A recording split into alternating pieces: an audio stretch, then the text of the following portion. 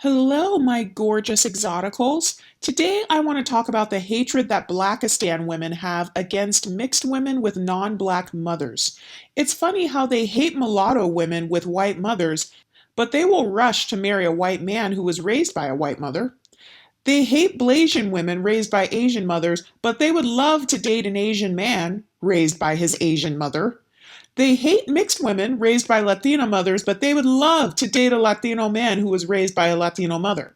So, do you see how anytime a man is raised by a non black mother, it's not a problem? But as soon as it's an exotical woman raised by a non black mother, she's a threat. Again, I don't have a problem with swirling, but if you're gonna swirl, you need to put some respect on my name. You need to put some respect on mixed women's names. Don't get mad that my mom is not black and then go dick ride a white man who has a white mom. They're threatened by women with non black mothers, but they will date men raised by non black mothers.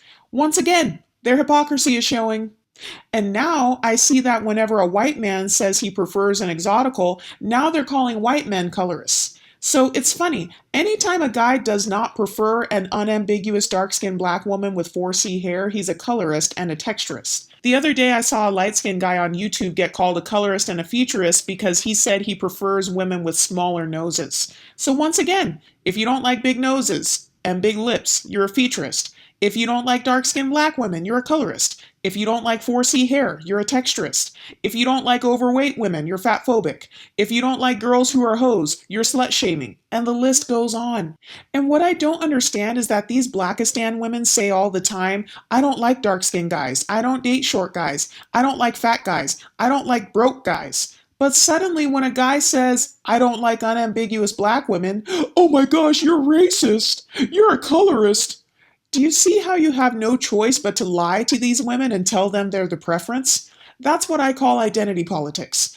Unambiguous black women are trying to police who everyone dates. They want to police who people marry. They don't want exoticals to speak up about our experiences. But the thing is, if you want to have a conversation is between two sides. But the problem with these false pro-black women is they want to tell their story and they also want to tell ours.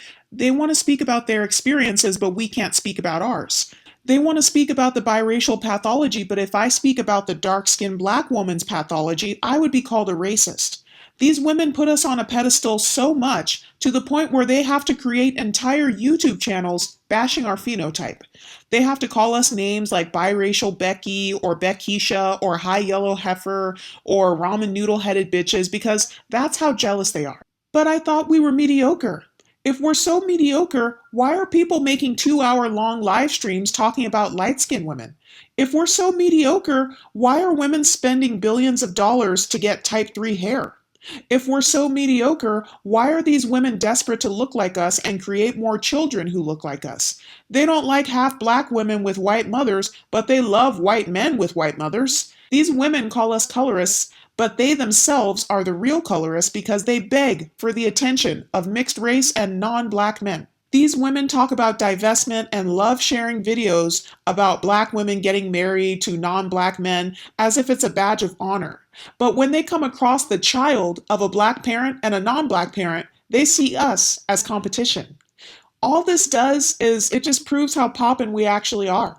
We've got people arguing over who's an exotical now. We've got people arguing over who's light-skinned and who's mixed and who's not. That's how much they put us on a pedestal. They'll say, she's not even that light-skinned. But if she were to start dating a black man, they would call him a colorist. So which one is it? Once again, your hypocrisy is showing. And it's funny how it always comes back down to male attention and male validation. Let's be honest, we all know that exoticals are at the top of the beauty community, regardless of skin tone. Most dark-skinned black women want to look like a dark-skinned mixed woman. They wear the curly hair. They want to look like a multiracial dark-skinned woman. They want to look like Chili from TLC or Ryan Destiny, who's mixed, or they want to look like Justine Skye. They don't want to look like Whoopi Goldberg or Viola Davis or Lupita Nyong'o. They don't. I don't see dark-skinned women cutting their hair short and wearing short 4C haircuts. I see more of them spending billions of dollars on long, curly hair and wearing colored contacts so they can look like a dark-skinned mixed woman. So once again, they're elevating the mixed phenotype. Ryan Destiny is mulatto, Justine Skye is Blasian, Chili from TLC is Blasian, Tatiana Ali is a Dougla, which is basically Blasian, since she's black and Indian. And one of the main gaslighting tactics they use on dark skinned exoticals is they'll say, "You're not even light skinned. They don't accept you in the mixed community. They don't even see you as mixed." And that couldn't be further from the truth. Some of the most accepting people I've ever met in my life are mixed people. Anyone who's mixed knows that you can come out looking any type of way. Not all mixed people are light skinned, and mixed people know this. But in the black community, they are one drop rulers. So they will try to project their own insecurities about their skin tone onto mixed women. Another gaslighting tactic I've seen is they will make fun of women with type 3 hair. They'll say it's thin and it looks like ramen noodles and they call them struggle follicles. Meanwhile, that woman is spending thousands of dollars per year on wigs with the same exact hair texture. That woman will say she doesn't have time to do her hair, but she's spending 6 hours putting flexi rods on a wig and gluing it down on her forehead so she can look like a dark skinned exotical.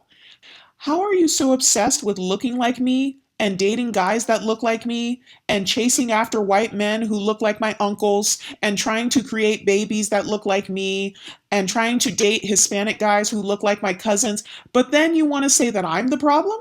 Your inferiority complex is showing. And it's funny because all this does is prove that exoticals are at the top of the beauty community. Welcome to the Pretty Girl Club, where women are obsessed with looking like you. They will say you're replacing them when they are really replacing themselves. They'll call you mediocre when you have no makeup on, but they wouldn't dare go outside with no makeup on. How about this? Let's put a picture of Alicia Keys with no makeup and no weave next to a picture of you with no makeup and no weave, and we'll see who the mediocre one really is. And also, who are you to decide who's mediocre? Are you her man? Are you dating her? Who are you to decide if she's pretty enough, or if she's light skinned enough, or if she's exotical enough? Is her skin tone bothering you? This woman is out here getting her bags and making her millions. She's not worried about you. Oh, you're mad that she calls herself a mulatto? You're mad that she's actually proud of her biracial heritage? How dare she be proud of who she is? She needs to hate herself just like we do. She needs to do what we say. So, like I said, every time they put on a weave, every time they bash our name, every time they make a video about us, all they're doing is bowing down to the almighty, the magical, the beautiful, the sexy, the gorgeous, exotical. Every time they stare at me in the grocery store, I feel complimented. Every time they accuse me of sleeping with their man, or trying to steal their man, or trying to steal all the attention, I feel complimented. Every time they accuse me of wearing fake hair, I feel complimented. Every time they obsess over an exotical's relationship, I feel complimented. So keep doing your thing. Keep doing your thing, exoticals. Keep getting your bags. Keep getting those acting jobs. Keep catching those amazing exotical men. Keep getting those high profile jobs. Keep your bodies in check and keep your life on the come up because these women, they can't even compete, so they try to copy. When they can't compete, they copy. Imitation is the highest form of flattery. And let's be honest, a lot of unambiguous dark-skinned black women are trying to turn themselves into imitation exoticals. And then they get mad when men say they don't like all the makeup and the weaves and the bleaching and the contacts. They call those men featurists and racist. So you can't tell these women the truth. You have to lie to them. They only want to hear lies. They don't want to hear the truth about themselves. Stay pretty, ladies, and keep those haters mad. All they're doing is making us more coveted and more popular. Imagine being so beautiful and so coveted that there are white women trying to look like you, black women trying to look like you, celebrities trying to look like you, people trying to tell your story for you. Imagine being so hot that people are making hour-long videos about you. Oh, and by the way, shout out to Rashida Strober for making an hour-long video about exoticals. Imagine being so hot and so amazing that people all around the world are talking about you. I mean, we have women making videos about us, trying to look like us. Exoticals are just minding our business. We're just becoming vice presidents and models and rappers. We're just getting our bags and getting our men and whatever.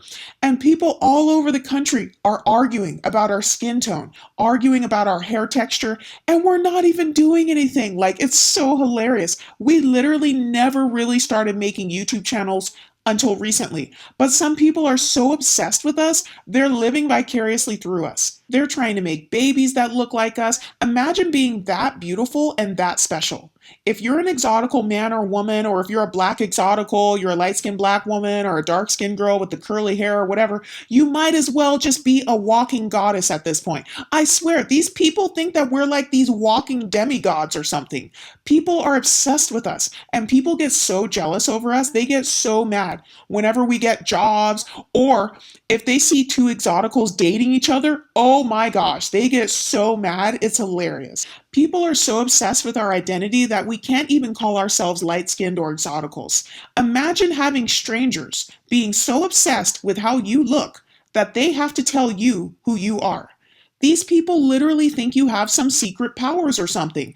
Exotical magic. Hashtag exotical magic. These women are so obsessed that they will keep moving the goalpost to try to take away your identity.